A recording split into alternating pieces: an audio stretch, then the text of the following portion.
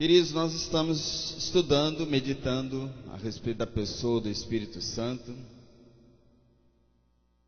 que para nós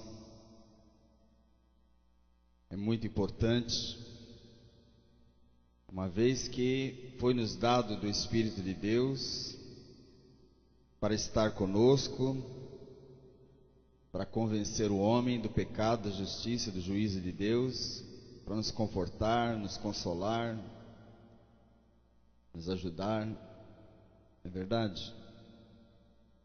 Então estamos aprendendo a respeito do Espírito Santo, mas aprender simplesmente a teologia, ou conhecer a teologia do Espírito Santo é boa, mas não é suficiente. É importante, é bom que você leia tudo que diz a respeito do Espírito Santo, que vai ajudar muito. Obrigado, querido. Mas nós precisamos aplicar isso nas nossas vidas. E eu chamo isso de relacionamento com o Espírito Santo. Então não adianta nada você saber tudo a respeito do Espírito Santo, mas você não tem nenhum relacionamento com Ele. Você não tem nenhuma experiência com Ele. É possível isso? É possível. A maioria das pessoas conhece a Bíblia, conhece as doutrinas, mas não tem uma experiência pessoal de um relacionamento com o Espírito Santo.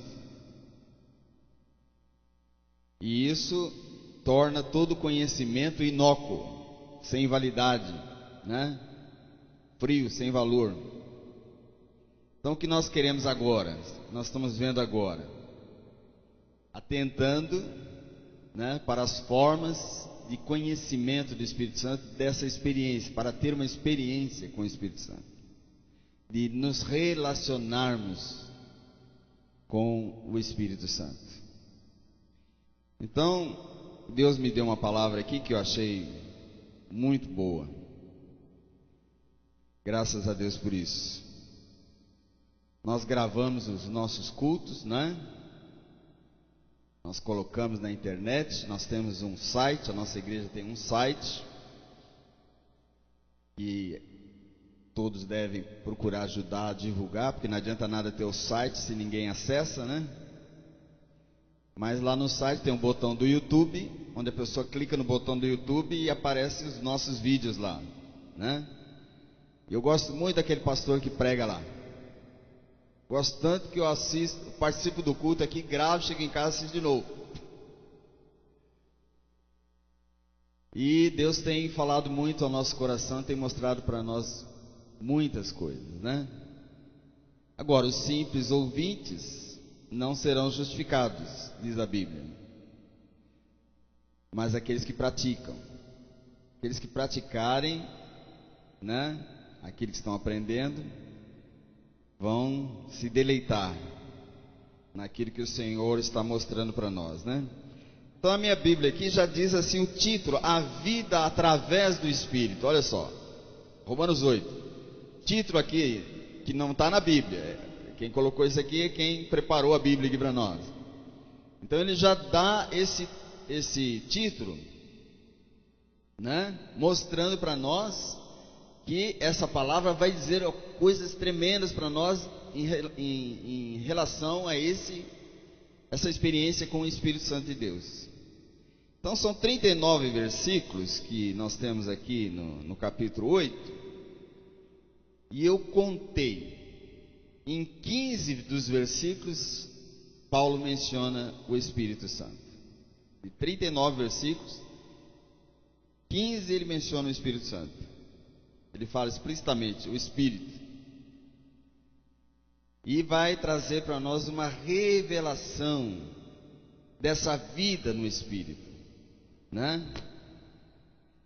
E que nós precisamos pedir a Deus nessa hora que Ele abra os nossos entendimentos, para que a gente possa enxergar essas coisas, para poder desfrutar.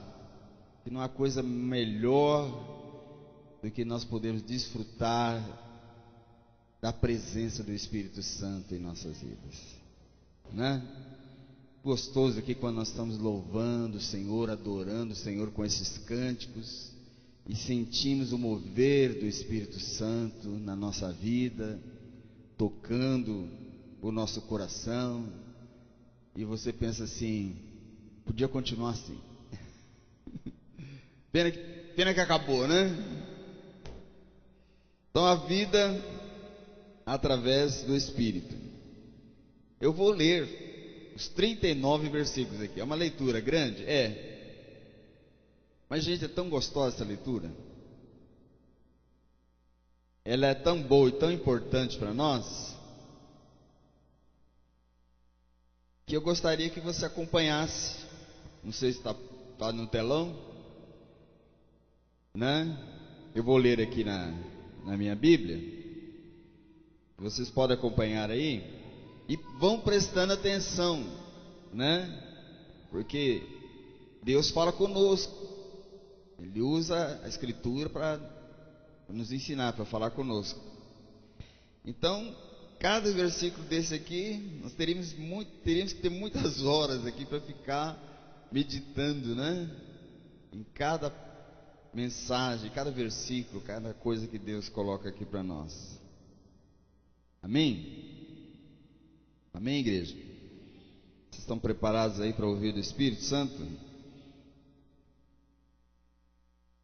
Então, olha só, logo no primeiro versículo: portanto, agora nenhuma condenação há para os que estão em Cristo Jesus, que não andam segundo a carne, mas segundo o Espírito. Que bênção! Amém? Que bênção! Então, já no primeiro versículo aqui, Paulo está mencionando para nós de uma vida de êxtase, de uma vida de liberdade, de uma vida de alegria, de uma vida de provisão, de uma vida de paz, de uma vida de contentamento para aqueles que andam no Espírito. Se você está se relacionando com o Espírito Santo, se você está vivendo essa comunhão com o Espírito Santo, logo no primeiro versículo ele diz: nenhuma condenação há para a sua vida. Olha que palavra tremenda! E nenhuma condenação há. Você pode colocar tudo aí que você pensar de ruim, não é?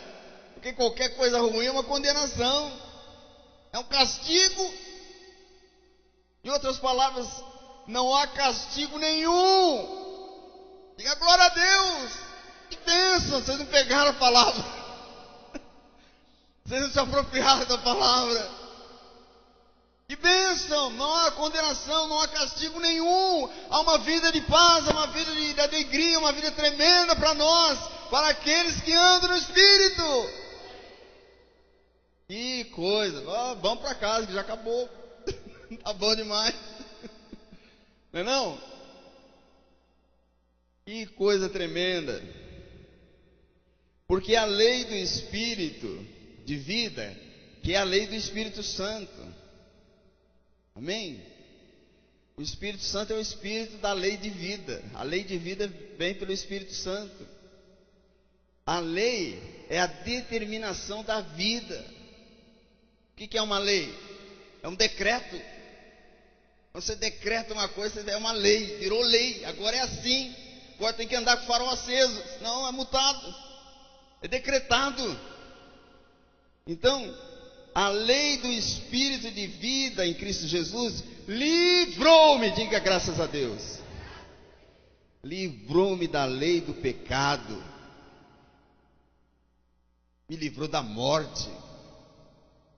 Oh, aleluia. Pois que o que era impossível à lei, visto que estava enferma pela carne, então essa lei do pecado, essa lei, né, dos mandamentos, que é boa, que é perfeita, mas ela é inócua, porque o pecado trouxe essa fraqueza, na impossibilidade. Que adianta ter uma boa lei se eu estou em possibilidade de cumprir essa lei, se eu não consigo cumprir essa lei. Então ela está fraca. Paulo diz, ela está enferma pela carne, pela nossa fraqueza. Mas Deus, enviando seu Filho em semelhança da carne do pecado, pelo pecado condenou o pecado na carne. Então, para nos livrar dessa fraqueza, dessa fraqueza, dessa enfermidade, Deus enviou o Filho e Ele sofreu a condenação por nós. O pecado caiu, o nosso pecado caiu sobre Ele. E nós fomos libertos. Então, para que a justiça da lei, ou seja, para que o efeito do cumprimento da lei se cumprisse em nós, que não andamos na carne, mas andamos segundo o Espírito. Aleluia. Olha aí o relacionamento com o Espírito Santo, que bênção traz para você. Né? Tem algumas igrejas aí, não é bom falar nome não, mas aquelas igrejas que gostam muito de mandamento, né? Cumpre os mandamentos são maravilhosos, ninguém é contra os mandamentos, pelo amor de Deus, o mandamento é lindo. Só que eu e você temos uma carne fraca, pecaminosa, e nós nunca conseguiríamos o favor, benefício da justiça de Deus se dependesse de nós, cumprir essa lei, porque nós não cumpriríamos. Algum lugar a gente ia pisar na bola, alguma coisa a gente ia errar, e quem erra lá na beirinha, erra lá no grandão, não tem jeito, é a mesma coisa. Mas Cristo, diz aqui a palavra, que Cristo veio por nós, para nos dar a vitória sobre essa questão aí, amém? Então, os que são segundo a carne, inclinam-se para as coisas da carne, mas os que são segundo o Espírito, para as coisas do Espírito. Então, para nós, há a opção de andarmos na lei da vida, na lei do Espírito Santo de Deus. A inclinação da carne é morte, mas a inclinação do Espírito é vida, é paz. É por isso que eu preciso me relacionar com o Espírito Santo, para que Ele me conduza nesses caminhos de vida, para que Ele me conduza nesses caminhos de paz, para que Ele me oriente, para que Ele mostre na minha mente os caminhos que eu devo andar, as coisas que eu tenho que fazer, coisas que eu tenho que praticar, as decisões que eu tenho que tomar. Eu tenho que tomar decisões a todo momento, a todo instante eu tenho que tomar decisão na minha vida. Então, para mim acertar na minha decisão, eu preciso do Espírito Santo de Deus. Quantos de vocês já viveram aquela experiência que você falou assim, pastor, foi 1 minuto de bobeira? Quando você falou 1 minuto, você até aumentou, mas não era 1 minuto. Deve ter sido uns 5 segundos de bobeira, ou uns 10 segundos de bobeira, foi o suficiente, né? Para te colocar na minha rascada. A hora que você for apertar o botão da sua escolha ali, naquele instante, naquele segundo, você errou na sua decisão. Então, o Espírito nos dirige para apertar o botão certo. O Espírito nos dirige para fazer as coisas certas da nossa vida. Caminhos de paz, caminhos de vida. Aleluia. A inclinação da carne é inimizade contra Deus. Então, fica claro que não tem meios para você viver, né, longe do Espírito. Porque a inclinação da carne não é sujeita à lei de Deus, nem em verdade pode ser. Então, aqueles que querem viver na carne não podem agradar a Deus. Estou no versículo 8 aqui. Vós, porém, diga: eu sou um desses. Não estais na carne, diga: eu sou. Mas no Espírito. Se é que o Espírito de Deus habita em vós. Mas se alguém não tem o Espírito de Cristo, esse tal não é dele. Amém? Mas se Cristo está em vós, o corpo, na verdade, está morto por causa do pecado, mas o Espírito vive por causa da justiça.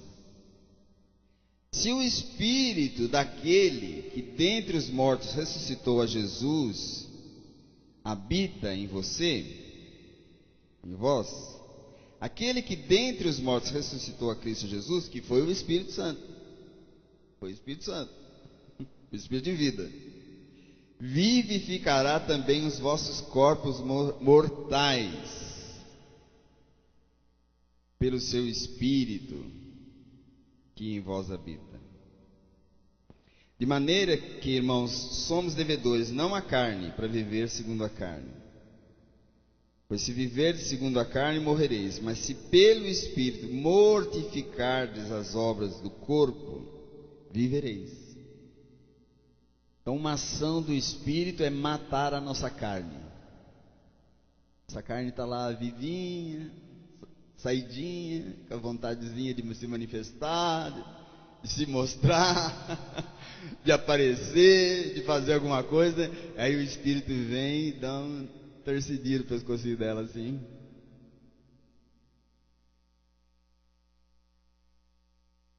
Porque todos os que são guiados pelo Espírito de Deus são filhos de Deus. Olha a palavra que ele usa aqui: todos os que são guiados, dirigidos, orientados. Amém? São filhos de Deus. Então esse é o principal dom do Espírito Santo: nos guiar, nos ensinar, nos instruir. Eu durmo e ele fala comigo em sonhos. Eu abro a palavra e ele fala comigo pela palavra. Eu olho ao meu redor as circunstâncias e ele está me mostrando as coisas, as situações. E ele está me orientando e me abençoando. Aleluia. Pois não recebeste o espírito de escravidão, para outra vez estardes em temor. Que as pessoas que não têm o Espírito Santo têm um espírito de morte, têm um espírito maligno. Essas pessoas andam sempre em temor, sempre em medo. É o fundamento da superstição, o medo, que às vezes nos ameaça. Será que eu vou conseguir? Será que vai dar? Será que o orçamento meu vai dar esse mês? Será que eu vou dar conta? Será que eu vou comer?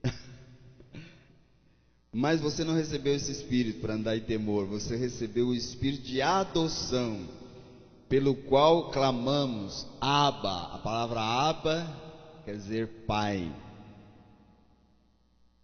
Então o mesmo Espírito testifica com o nosso espírito que nós somos filhos de Deus.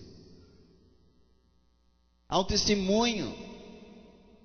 Por que há um testemunho? Porque há uma relação, há uma convivência, há uma anuência, há uma presença.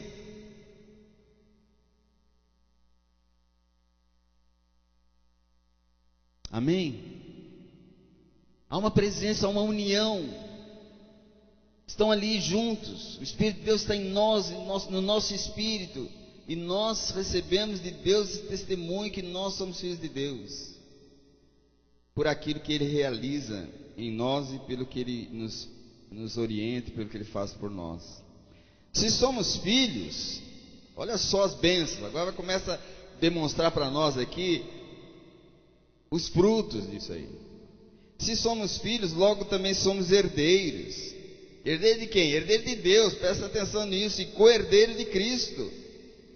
Se é certo que com Ele padecemos, para que também sejamos glorificados, né?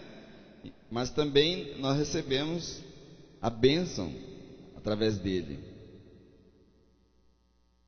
Amém?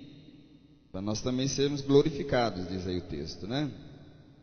Então Paulo diz assim, ó, para mim eu tenho por certo que as aflições desse tempo, que as aflições que a gente enfrenta, que a gente passa nesse tempo presente, não são para comparar com a glória que há em nós, que em nós há de ser revelada. Não dá para comparar. Então você está fazendo uma pichincha, você está pagando barato por uma coisa tremenda que Deus está dando para você. Amém? Pois a criação ficou sujeita à vaidade, não por sua vontade, mas por causa daquele que a sujeitou, que fomos nós mesmos, né?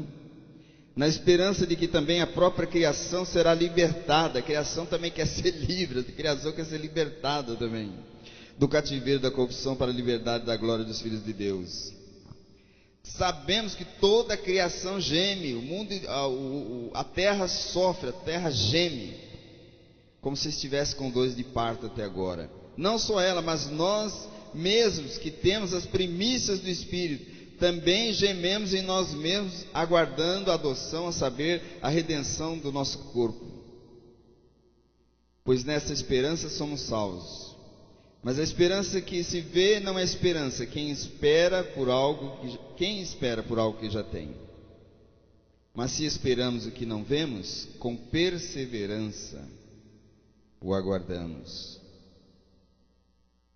Aleluia. Da mesma maneira, também o Espírito ajuda as nossas fraquezas. Não sabemos o que havemos de pedir como convém, mas o mesmo Espírito intercede por nós com gemidos inexprimíveis. Aleluia. E aquele que examina os corações, Deus, né? Sabe qual é a intenção do Espírito, porque segundo a vontade de Deus é que intercede pelos santos. Esse foi o versículo que me trouxe a meditar nesse capítulo. Eu ia falar só dele. Falei, nossa, mas é tão bom isso aqui. Versículo 26. Aqui diz que o Espírito intercede por nós com gemidos inexprimíveis. E eu faço uma pausinha aqui para meditar sobre isso aqui. Eu quero falar sobre a palavra empatia. A gente conhece muito a palavra simpatia, né? Fulano é simpático, gosto dele. Por que ele é simpático? Ele tem alguma beleza, tem alguma coisa que me interessa, que me chama a atenção, que me atrai. Mas o que é empatia? E a gente vai descobrir que é uma característica de Deus a empatia.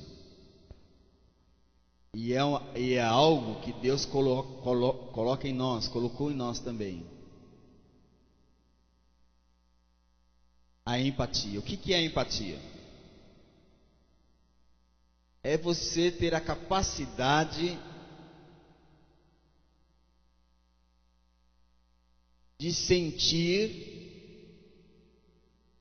as emoções, os sentimentos, a dor, o sofrimento do outro. Sentir você. Como se fosse você. Como se fosse você no lugar dessa pessoa. Você sentir isso aí. Isso é uma coisa de Deus, uma coisa tremenda. Eu, inclusive, passei por experiência, tenho passado por experiência, quando orar por pessoas, às vezes as pessoas têm algum problema de alguma enfermidade. Quando eu coloco a mão na pessoa, eu sinto no meu corpo a dor ou o problema que essa pessoa tem.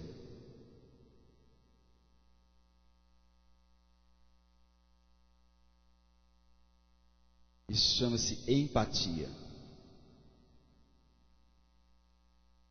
Mas a despeito da dor ou da coisa física, assim, nós precisamos entender muito isso, porque é uma característica de Deus e que Ele quer que a gente participe dela, que a gente entenda.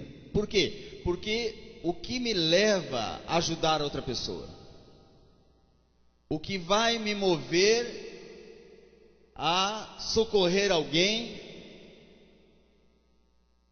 a ajudar uma outra pessoa que talvez não tenha nada a ver com você, não é seu familiar, não tem absolutamente nada a ver com você. O que é?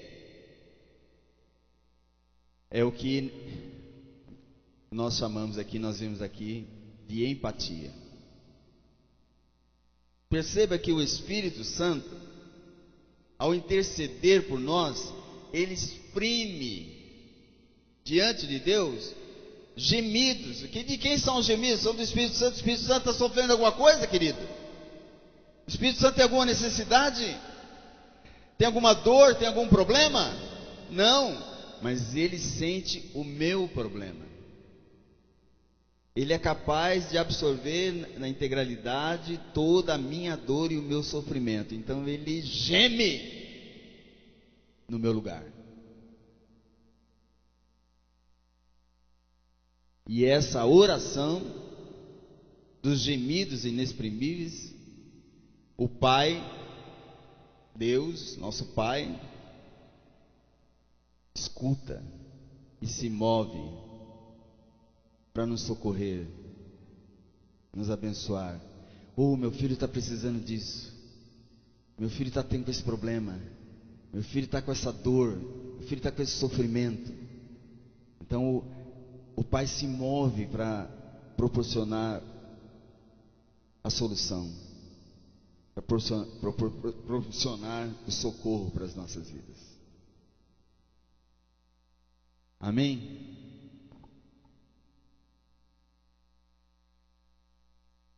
É isso que nos faz ajudar as pessoas. Empatia. Quando você é capaz de sofrer e sentir aquilo que a pessoa está sofrendo, né? Esses dias nós estamos ajudando a Tágila, e ela está com um problema sério, porque eu levei ela para morar lá no Portal do Sol, e a creche dela era aqui. Chega lá, não abrem vaga para o neném dela.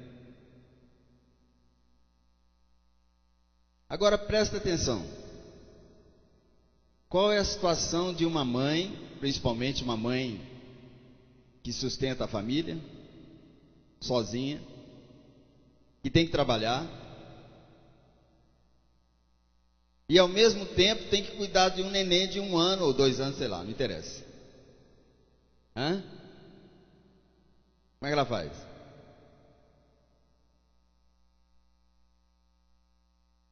E não tem jeito de você subiar e chupar cana ao mesmo tempo, né? Não dá tempo de trabalhar e cuidar de neném ao mesmo tempo.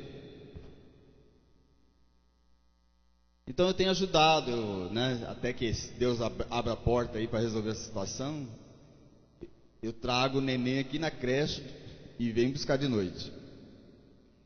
E eu falei para ela assim: só você passando por uma situação dessa, para você entender como é que é a necessidade da pessoa, né? Você está vivendo aquela situação, você está passando por aquela situação. Precisa trabalhar, precisa comer, sobreviver.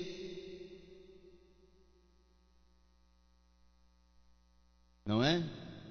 Quantas pessoas passam por isso? Eu lembro da Érica, que também não tinha lugar para pôr a Letícia. Ainda eu conseguia juntar a Érica com a Raquel, e aí a Raquel trabalhava, graças a Deus, tinha condição de pagar, mas aí a Érica tomava conta da Lara e ao mesmo tempo tomava conta da Letícia. Ou seja, ela matava 2 coelhos uma só cajadada. Mas é aquela situação, né? Ou eu trabalho, ou eu cuido do neném. Como é que faz? E quantos estão nessa situação, né? Quantos? Quantos precisando de atendimento médico e não conseguem? Quantos na porta lá do hospital, morrendo por falta de socorro? Você viveu a situação? Uma vez eu levei uma senhora da igreja lá em São Paulo para o hospital Santa Casa de Misericórdia, lá em São Paulo. E a velhinha que eu levei, ela tinha a perna amputada, já tinha que levar na cadeira de roda e tal. Chego lá no hospital, estou lá esperando, na porta do hospital, e ela na cadeira de rodas, para fazer a consulta e tal. Nesse meio tempo, chega um atirado lá, abre a porta, correndo, e arrasta o cara, e tiro na cabeça, inclusive, e o cara ainda foi bater na cabeça no meio do caminho, porque o homem pesado, 4 para segurar o cara, não conseguia. Resultado, eu que estava ali, que tinha saúde, que tinha condições, acabei fazendo papel de enfermeiro e trabalhando naquele momento, enquanto eu esperava o atendimento da minha ovelha lá, trabalhando na porta do hospital, porque a necessidade era tão grande e não tinha gente sequer suficiente para atender as pessoas. Aí você vai ver o que é estar numa situação dessa. Você virar à noite num corredor do hospital, você no atendimento de um pronto-socorro de urgência. Aí você vai sentir na pele a experiência, né? Ou de um pai que tem que dar comida para o seu filho e não tem dinheiro para comprar o alimento. Difícil, né? Enfrentar fome. Já teve fome? Já passou fome alguma vez? Passa um dia só para você saber como é que é. Então, você, através do Espírito Santo, você recebe esse conhecimento de Deus, esse conhecimento do Pai, que chama-se empatia, que vai fazer você se mover para ajudar, para socorrer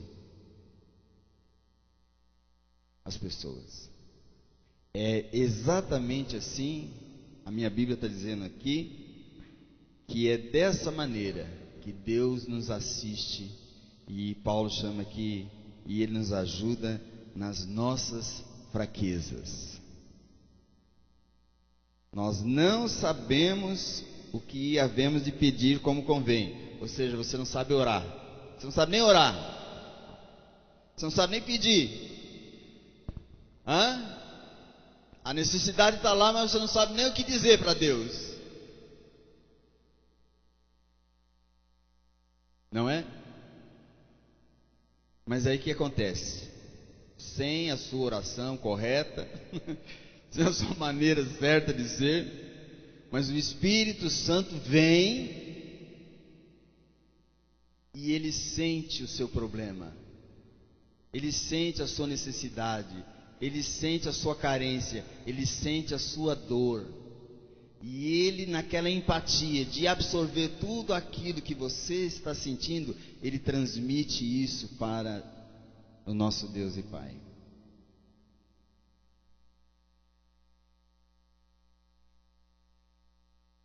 Aleluia. Amém? Lembro-me quando fui orar para uma senhora no sítio. Me levaram para orar para uma pessoa que já estava moribunda numa cama. Uma mulher que estava há 15 dias de operada no hospital, numa cama no sítio. Do jeito que conseguiram pôr o corpo dela na cama, ela ficou 15 dias sem sair do lugar. Nem mover o corpo assim, ó, nem girar o corpo sequer. E aí me chamaram lá para orar por ela. Vamos lá. Aí entrei na sala, o marido que era bem idoso e quase cego também, todo casal muito idoso, nos recebeu na sala. E eu comecei a olhar o cenário da sala da mulher assim, retrato da Cidinha para todo lado, tudo quanto é coisa religiosa à vista. Aí, se você fosse pensar para o lado da teologia, você ia pensar o quê? Você vai falar o quê? Nossa, mas esse povo é idólatra, né? Esse povo é complicada a situação deles, não é não? Agora, o nível de compreensão deles aos 80 e carqueirado, que eu nem sei quantos anos tinham, mas era muito idoso. Eu pensei comigo, vou perder meu tempo aqui se eu quiser falar alguma coisa no sentido religioso.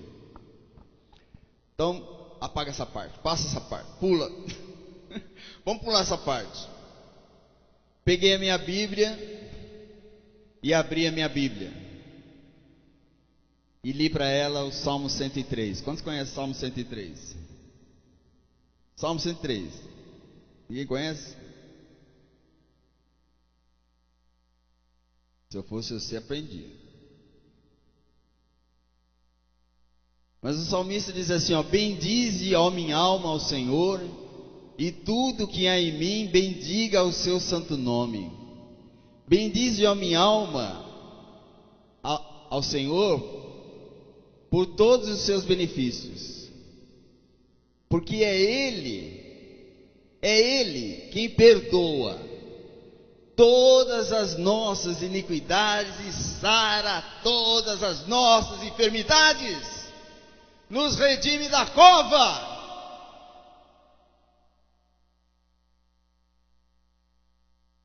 Foi a palavra que eu dei para aquela mulher. Orei por ela, levantei. O velho falou assim: ó, meu filho mora na casinha ali de frente, o senhor quer ir lá visitar? Vamos visitar o filho. Vamos visitar o filho. Aí fizemos a visita ao filho. E aí, depois da visita do filho, fomos embora. E no voltar nós passamos na casinha dos velhinhos de novo. O velhinho na área me esperando, ansioso. Pastor, ela já levantou e fez café para nós.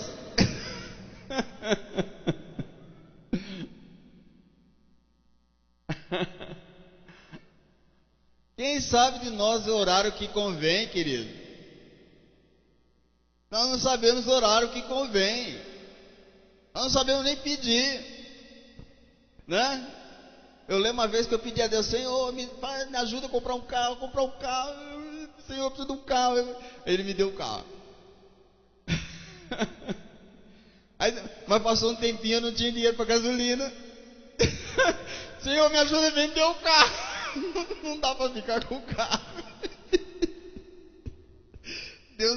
Deus deve ter falado assim: é difícil de atender esse caboclo. Não?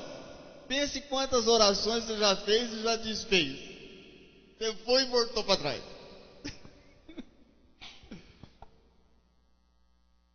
Mas o Espírito Santo, diga graças a Deus, intercede por nós com gemidos inexprimíveis. Aleluia! Que palavra maravilhosa! Que coisa tremenda que o Senhor me mostrou aqui. Que coisa tremenda, né?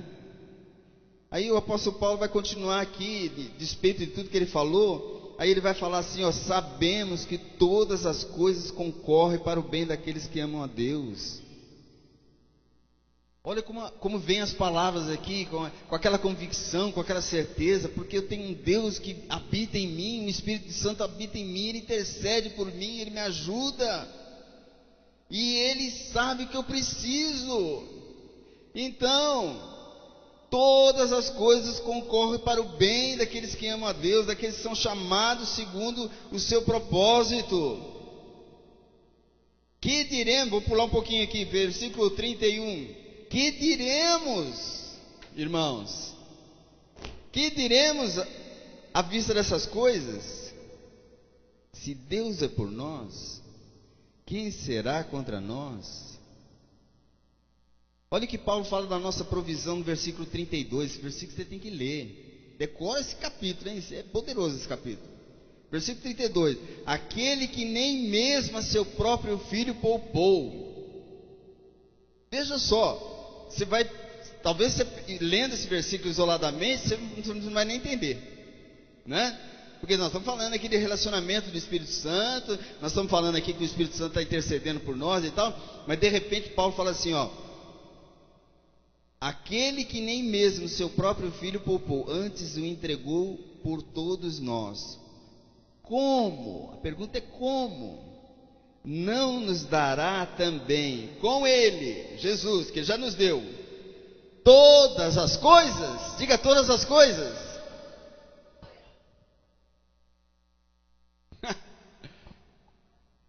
Glória, oh aleluia, amém. Paulo está dizendo isso, ele está interpretando para nós, olha esse relacionamento com Deus, essa companhia de Deus, esse Deus que intercede por mim, que leva toda a essência da minha necessidade, a minha falta, o meu choro, o meu clamor, a minha dor, o meu sofrimento. O Espírito Santo pega isso aí, interpreta isso aí, leva para o Pai, para nós, e Ele se move em nós, e a palavra de Deus diz, Ele nos deu Filho, e se Ele nos deu Filho, quem dá o Filho dá tudo.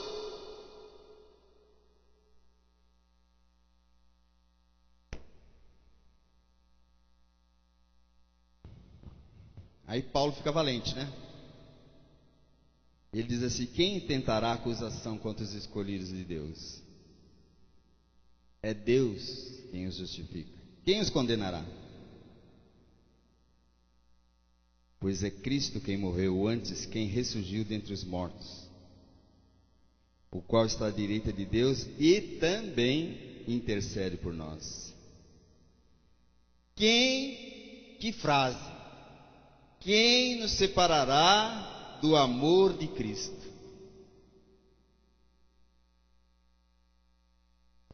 Aqui não está dizendo assim, preste bem atenção nesse versículo, não está dizendo assim, do meu amor por Ele, não é esse aí. O meu amor por Ele tem um punhado de coisa que nos separa. Qualquer fraquezinha aí, o amor nosso já foi embora por Deus, mas é o amor dele por nós, é o amor que Ele tem por nós. Paulo diz: quem nos separará do amor dEle? A tribulação, a angústia, perseguição, fome, nudez, perigo, a espada. Como está escrito na escritura aqui, né? Por amor do Senhor nós somos entregues à morte o dia todo, fomos considerados como ovelhas para o matadouro. Mas em todas estas coisas, aleluia, somos mais que vencedores por aquele que nos amou.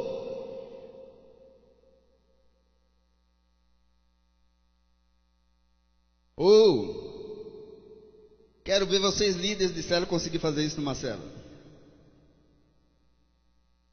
E eu estou certo, diz Paulo, que nem morte, nem a vida, nem anjos, nem principados, nem potestades, nem o presente, nem para frente, por vir, nem altura, nem profundidade, nem alguma outra criatura nos poderá separar do amor de Deus que está em Cristo Jesus, nosso Senhor. Aleluia.